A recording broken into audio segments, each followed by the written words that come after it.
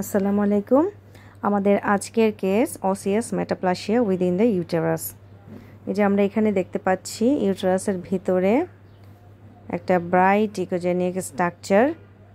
এখানে কিছু স্ট্রাকচার দেখতে পাচ্ছি, bright echogenic structure with posterior acoustic shadow. এটা হচ্ছে ফিটাল হেডের কিছু একটা কিছুটা অংশ। আর আমরা এখানে ফিমারের কিছু অংশ দেখেছিলাম।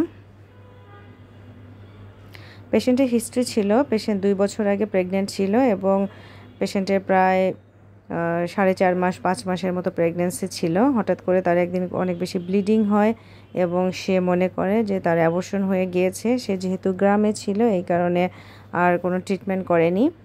তো অনেক বেশি ব্লিডিং হতে হতে একসময় ব্লিডিং কমে যায় এবং মেনস্ট্রুয়েশনও মোটামুটি রেগুলারই চলছিল। তো এখন যেটা প্রবলেম, প্রায় 2 বছর পর তার ডিসচার্জটা একটু বেশি হচ্ছে এবং একটু কালচে কালচে ব্লিডিং প্রায় সারা মাস ধরে একটু একটু হচ্ছে। তো এই কারণে সে ডক্টর দেখাতে এসেছে। তো ডক্টর দেখানোর পরে এখানে দেখা গেল যে ভিতরে এখনও ইউটেরাসের ভিতরে ফিটাল পার্টের অনেক কিছু অংশ থেকে গিয়েছে। এর ভিতরে একটা প্রসবের সাথে তার একটা ছোট হাড্ডির মতো পড়েছিল এবং সেটাও আমাকে দেখিয়েছিল। আর এই যে এখানেতে দেখাই যাচ্ছে যে এখানে ফিমারের একটা অংশ। আমরা এটা মেজার করেছিলাম এবং এটা 19+ উইকসের মতো ছিল।